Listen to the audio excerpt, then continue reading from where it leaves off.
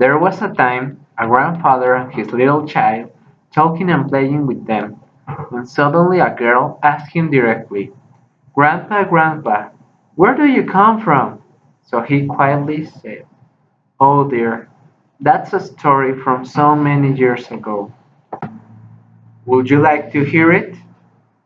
So both little girls exclaimed excited, "Yes, yes."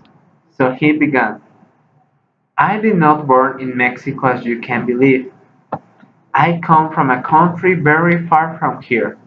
He continued, cleaning his glasses. "When I was a kid in Spain, the Civil War arrived. I didn't understand what was going on at that moment, and I didn't know about the consequences that this will produce in the country. The scandal, the conflict in the streets were so terrible. Everyone who thought different from you should be treated as a criminal. There was no safe place. Parks, the schools, offices, everywhere was a battlefield." He expressed a little bit sad. "I was only 10 years old, but at that time I already had learned how truly misery and hate looks like." The old man sighed looking at them and said, "But in the end, I was fortunate, you know. My father's brother had moved some years before to Mexico, and he offered my dad a job at his bakery. So we left our country involved in chaos, hoping that our memories at least could survive to that fire. But looking positively, thanks to this, I was able to meet your grandma, and your mother, and finally you." He began falling asleep when a tiny voice woke him up. "Wait, Granddad, how was it to leave your home, your friends? Were you happy about coming to Mexico?" He melancholically explained, "It was hard, really hard.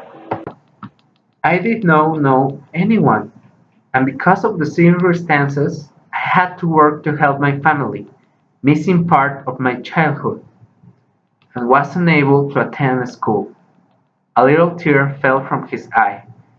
"Anyway, I am, and I always be grateful for the nation that received my family and me with open arms.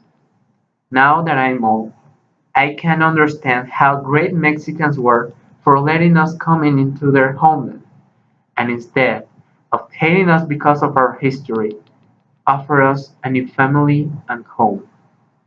They saw our necessity and gave us their heart and their hand. Nowadays, not much people will do that." "Why did they do that?" the girl asked him scared. He woke up early and begged her to repeat the question again. Finally she said, "Why did people decide to solve their problems like that? It is very sad." The old fellow felt a little touch in his heart, took a moment, and answered, "Well, my dear, adults are weird beings. They talk about equality and respect, but all they do is just prepare a knife to betray you, just because they do not like what you believe or say."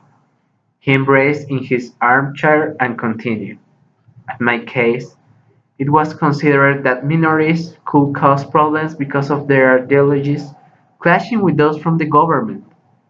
For example, the migratory caravans nowadays currently coming from Honduras makes Mexicans think that this will cause an economic destabilization and insecurity with a lack of resources." The kid exclaimed, "Hey, Grandpa, wake up!" He did it again. "But I don't understand why the migratory is bad." He said, "Migration is not a problem. Instead of this, it is an opportunity for the construction of a new kind of citizenship, which goes beyond the international walls.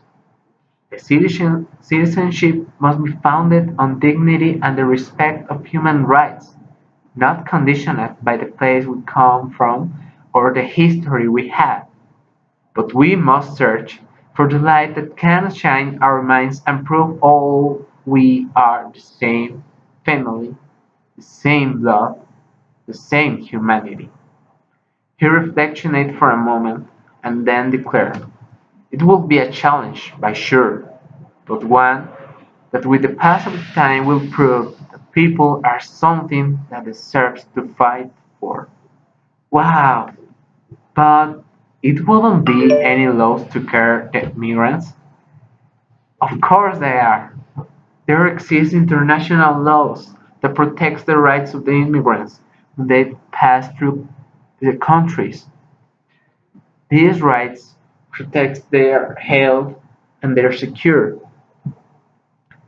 That's amazing.